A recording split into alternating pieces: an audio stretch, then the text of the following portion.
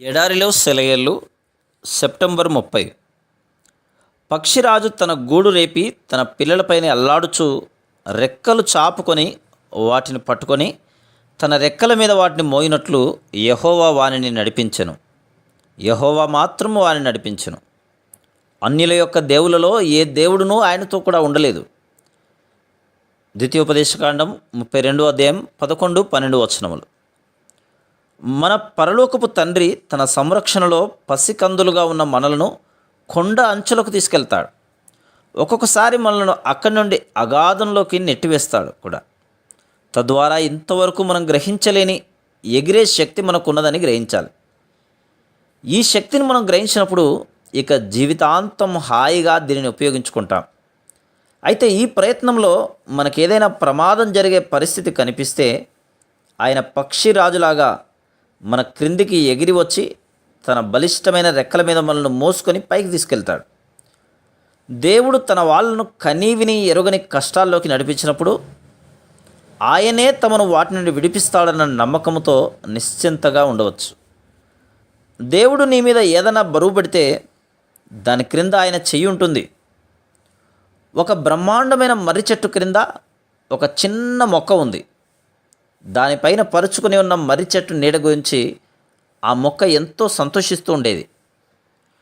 బలిష్ఠుడైన తన స్నేహితుడైన మర్రి చెట్టు తనకు ఇస్తున్న సంరక్షణ గురించి ఆ మొక్క మర్రి చెట్టు పట్ల కృతజ్ఞతతో ఉండేది. ఒక రోజున ఒక వ్యక్తి వచ్చి గొడ్డలితో ఆ గొప్ప మర్రి చెట్టును నరికేశాడు. ఆ చిన్న మొక్క విచారానికి అంతులేదు. అయ్యో, నా నీడ పోయిందే, ఇప్పుడిక పెనుగాలులు నా మీద బలంగా వీస్తాయి, తుఫానులు నన్ను పెళ్లగిస్తాయి అంటూ అది రోధించింది. ఆ మొక్కను అంటిపెట్టుకొని ఉన్న దేవదూత అన్నాడు, కాదు కాదు, ఇప్పుడు సూర్యరశ్మి నీ పైన ప్రసరిస్తుంది. వర్షపు చినుకులు నేరుగా ధారాళంగా కురుస్తాయి. మొక్కగానే ఉండిపోయిన నీ దేహం సౌష్ఠవాన్ని పుంజుకొని విరబూస్తుంది. నీ పూలు ఎండలో చిరునవ్వులు చిందిస్తాయి. నిన్ను చూసిన వాళ్ళంతా అంటారు, ఈ చిన్న మొక్క ఎంతలా ఎదిగిపోయింది. ఇప్పటిదాకా దానికి ఉన్న ఆశ్రయం నీడ తొలగిపోగానే ఇది ఎంత అందంగా నవనవలాడుతుంది.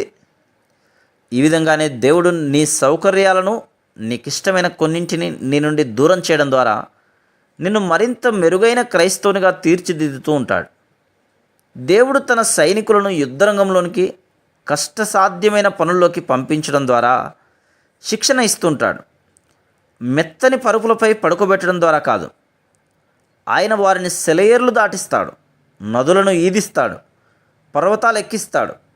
విచారమైన బరువైన సంచుల్ని వారి వీపులకు కట్టి దూర ప్రదేశాలకు నడిపిస్తూ ఉంటాడు.